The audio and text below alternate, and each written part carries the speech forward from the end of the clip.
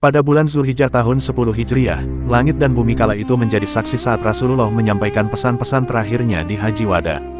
Beliau berkata, "Wahai manusia, dengarkan aku, ketika aku menjelaskan kepadamu, karena aku tidak tahu, mungkin aku tidak akan bertemu denganmu setelah tahunku ini. Dalam posisiku ini, wahai manusia, darahmu, harta bendamu, dan kehormatanmu adalah tanggung jawabmu, suci sampai kamu bertemu dengan Tuhanmu, sama seperti harimu ini suci di bulanmu, dan kamu akan bertemu dengan Tuhanmu. Kemudian dia akan bertanya kepadamu tentang amalanmu."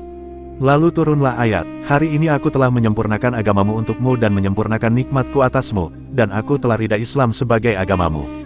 Maka beberapa orang yang mendengar ayat ini lantas gembira karena mereka mendapati agama mereka telah sempurna dan mencapai kemenangan hakiki, dan berada di jalan yang lurus. Pada saat yang bersamaan Abu Bakar As-Shodiq menangis mendengar ayat itu, karena merasa akan ada sesuatu yang hilang darinya, ataupun kurang dari agama ini. Firasat Abu Bakar lalu meyakinkan para sahabat yang lain. Lalu mereka bertanya, "Kenapa kamu menangis wahai Abu Bakar?" Ayat itu sama seperti ayat-ayat lain yang diturunkan kepada Rasulullah. Lalu Abu Bakar berkata, "Kalau sesuatu telah mencapai kesempurnaan, maka pasti ada kekurangan. Yang kutakutkan itu adalah Rasulullah."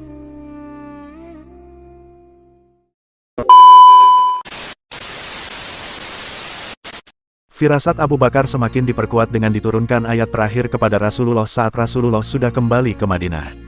9 hari sebelum kepergian Rasulullah turunlah ayat terakhir itu. "Dan takutlah kamu, pada suatu hari yang kamu akan kembali kepada Tuhanmu, kemudian setiap jiwa akan dibalas dengan apa yang mereka usahakan dan mereka tidak dizalimi." Surat Al-Baqarah ayat 281. Ayat itu mengisyaratkan dengan jelas tentang sebuah pesan kematian. Dan seakan-akan itu adalah isyarat kepergian Rasulullah untuk selamanya. Lalu mulai tampaklah gejala-gejala sakit itu pada Rasulullah. Lalu beliau bersabda, "Aku ingin menziarahi pemakaman Uhud." Kemudian Rasulullah pun sampai di sana dan mengucapkan salam. Dalam perjalanan pulang Rasulullah pun tampak menangis. Lalu para sahabat berkata, "Kenapa engkau menangis ya Rasulullah?" Lalu beliau bersabda, "Aku rindu pada saudaraku." Mereka berkata, "Bukankah kami adalah saudaramu?" Lalu beliau bersabda, "Bukan, kalian adalah sahabatku, sedang saudaraku adalah orang yang beriman padaku. Namun mereka tak pernah melihatku."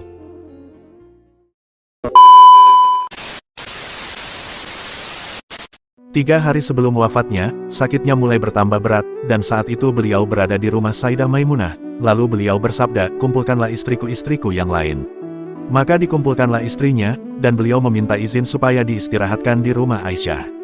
Lalu mereka pun mengizinkannya. Lalu bangunlah beliau dari tempat tidurnya, namun tak ada daya dan kekuatan lagi pada beliau, hingga harus ditopang oleh Ali bin Abi Thalib dan Fadl bin Abbas. Lalu keduanya memegang Rasulullah dan membawanya ke rumah Aisyah. Saat keluar Rasulullah dari rumah Sayyidah Maimunah, seluruh sahabat yang sedang berkumpul di masjid Nabi melihat Rasulullah. Mereka khawatir dengan keadaan Rasulullah yang sudah mulai lemah, hingga penuh dan berdesakan masjid itu. Mereka pun berkata, "Ada apa dengan Rasulullah?" Akhirnya Rasulullah diistirahatkan di rumah Aisyah Ummul Mukminin. Keluarlah keringat yang sangat banyak dari beliau. Lalu Aisyah mengambil tangan Rasul dan mengusap keringat itu dari tubuhnya. Mereka bertanya kepada Ummul Mukminin, "Kenapa tidak dengan tanganmu?" Beliau menjawab, "Karena tangan beliau lebih baik dan mulia ketimbang tanganku." Lalu Aisyah mendengarkan perkataan Rasulullah ketika itu, "Tiada Tuhan selain Allah, sesungguhnya bagi kematian itu ada sakaratul maut." Orang-orang di masjid mulai banyak berbicara tentang Rasulullah dan suaranya sampai ke dalam kamar Aisyah. Lalu Rasulullah bertanya pada Aisyah, "Suara apa itu wahai Aisyah?" Aisyah berkata, "Orang-orang mengkhawatirkanmu di luar sana ya Rasulullah." Lalu Rasulullah berkata, "Bangunkan aku dan bawakan aku kepada mereka." Lalu Rasulullah dibawakan ke masjid dan naik ke mimbar. Dan adalah akhir khutbah beliau. Sebagai berikut, "Wahai manusia, apakah kalian khawatir terhadapku?" Mereka berkata, "Benar wahai Rasulullah." Lalu Rasulullah bersabda, "Wahai manusia, tempat pertemuan kalian denganku nanti, bukan dunia, tapi tempatnya adalah di telagaku. Demi Allah sesungguhnya aku melihat kepada hari itu dari tempatku ini. Wahai manusia, aku tak khawatirkan terhadap kalian kefakiran. Namun yang aku khawatirkan atas kalian dunia. Kalian akan memperebutkannya, sebagaimana orang-orang sebelum kalian memperebutkannya. Hingga kalian dihancurkan sebagaimana orang-orang sebelum kalian dihancurkan. Wahai manusia, jagalah solatmu, jagalah solatmu. Wahai manusia, takutlah kepada Allah dalam perlakuan terhadap perempuan. Berlakulah baik pada perempuan. Wahai manusia, seorang hamba diberi pilihan oleh Allah antara dunia ini dan apa yang Allah miliki, maka ia memilih apa yang Allah miliki.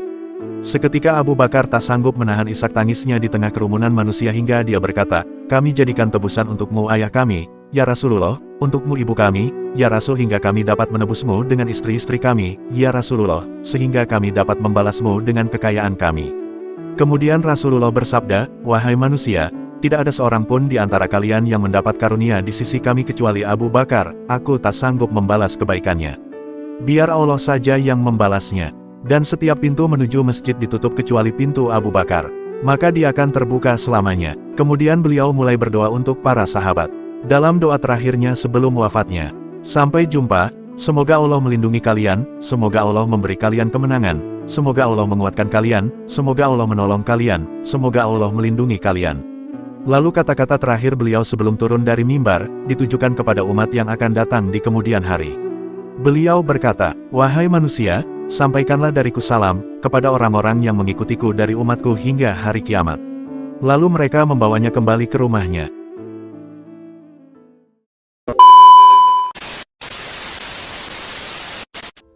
Satu hari sebelum beliau wafat, Abdurrahman bin Abu Bakar datang mengunjungi Rasulullah. Saat itu beliau memegang siwak di tangannya. Nabi terus memandangi siwak tersebut, seakan-akan mau meraih siwak tersebut. Namun tidak mampu berkata apa-apa karena saking lemasnya. Maka Aisyah berkata, dari sorot matanya Rasulullah, aku mengerti bahwa beliau menginginkan siwak itu.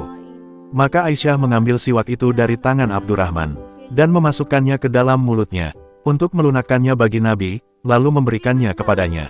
Itulah hal terakhir yang masuk ke perut Nabi, yaitu air liur saya, kata Aisyah. Aisyah berkata, itu karena karunia Tuhanku kepadaku, sehingga dia mencampurkan air liurku dengan air liur Nabi, sebelum beliau meninggal.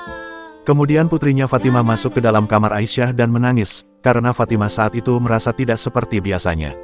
Dia terbiasa setiap kali dia datang menemui Rasulullah, Rasulullah akan berdiri dan menciumnya di antara kedua matanya, tetapi dia tidak dapat berdiri untuknya kali ini. Rasulullah hanya berkata kepadanya, mendekatlah padaku, Fatimah. Maka dia berbisik padanya di telinganya, dan dia menangis. Kemudian Rasulullah berkata kepadanya untuk kedua kalinya, mendekatlah padaku, Fatimah. Lalu dia berbisik lagi padanya di telinganya, dan dia tertawa. Setelah wafatnya Rasulullah, orang-orang bertanya kepada Fatimah, apa yang dia bisikkan kepadamu, sehingga membuatmu menangis, dan apa yang dia bisikkan kepadamu, sehingga membuatmu tertawa? Fatimah berkata, pada waktu pertama kali, beliau memberitahuku, Fatimah, bahwa aku akan mati malam ini, jadi saya menangis. Ketika dia mengetahui aku menangis, dia kembali dan berkata kepadaku, Fatimah, kamulah keluargaku yang pertama bergabung denganku. Saya pun tertawa.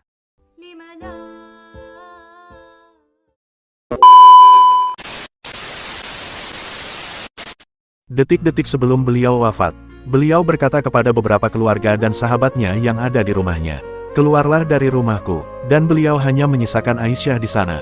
Beliau berkata kepadanya, mendekatlah padaku, Aisyah. Lalu Rasul pun tidur di atas dada istrinya.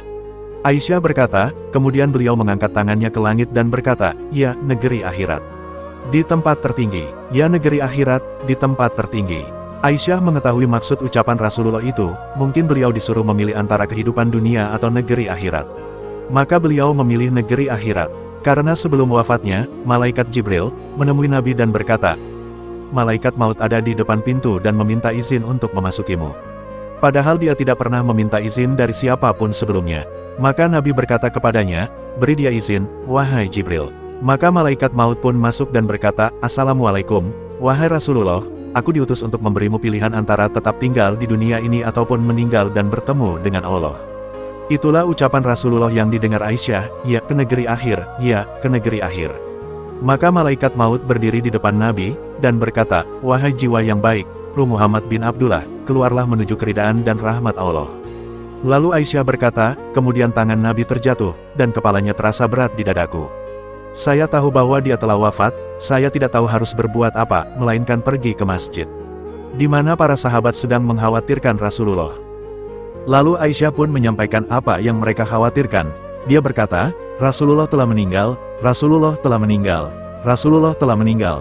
Pecahlah tangisan semua orang di masjid kala itu, semua kaku, dan tak percaya tentang berita itu. Padahal berita itu nyata, dan langsung mereka dengar dari rumah Ummul Mukminin Aisyah, inilah Utsman bin Affan, yang kala itu, seperti seorang anak, yang sedang memainkan tangan kanan dan kirinya.